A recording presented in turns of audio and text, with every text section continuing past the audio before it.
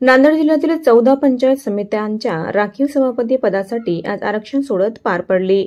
चिठ्ठी काढून आरक्षण जाहीर करण्यात आले। एकूण 14 पंचायत समित्यांपैकी 6 पंचायतीमध्ये महिला राज येणार आहे। यात भोकर अनुसूचित महिला, नायगाव नागरिकांचा मागास प्रवर्ग महिला, मुदखेड अनुसूचित जमाती महिला, देगलूर सर्वसाधारण महिला, बिलोली सर्वसाधारण महिला आणि धर्माबाद सर्वसाधारण महिला या तालुक्याचा समावेश आहे। तर कंधार, अर्धापूर, माहूर पंचायत समितीत सर्वसाधारण गटासाठी सुटल्या आहेत।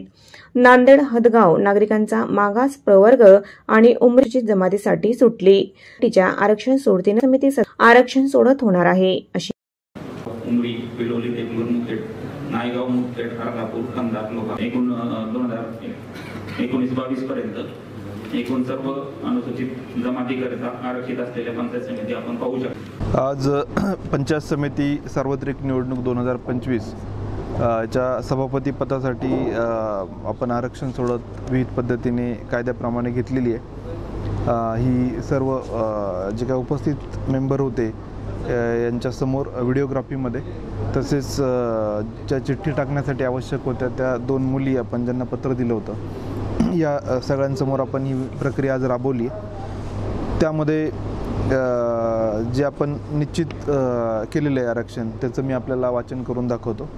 त्यामध्ये पंचायत समिती भोकर अनुसूचित जाती महिला, हिमायतनगर अनुसूचित जाती, किनवट अनुसूचित जाती, उमरी अनुसूचित जमाती, मुदखेड अनुसूचित जमाती महिला, नांदेड नागरिकांचा मागास प्रवर्ग, हदगाव नागरिकांचा मागास प्रवर्ग, नायगाव नागरिकांचा मागास प्रवर्ग महिला, लोहा नागरिकांचा मागास प्रवर्ग महिला, देगलूर सर्वसाधारण महिला, मुखेड सर्वसाधारण महिला, बिलोली सर्वसाधारण महिला, धर्माबाद सर्वसाधारण महिला, कंधार सर्वसाधारण, अर्धापूर सर्वसाधारण आणि माहूर सर्वसाधारण अशा पद्धतीने आपण निश्चित केलेलं आहे आणि सर्वांचे आभार मानून सभा आपली संपवली। सर, ही प्रक्रिया कशी पार पडली?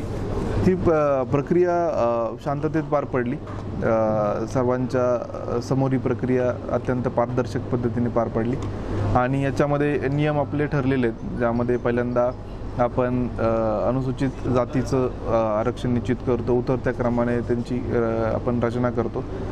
उमरी, बिलोली, देगलूर, मुदखेड, नायगाव, मुदखेड, अर्धापूर, कंधार लोहा एकूण 2019-22 पर्यंत एकूण सर्व अनुसूचित जमातीकरिता आरक्षित असलेल्या पंचायत समिती आपण पाहू शकतो।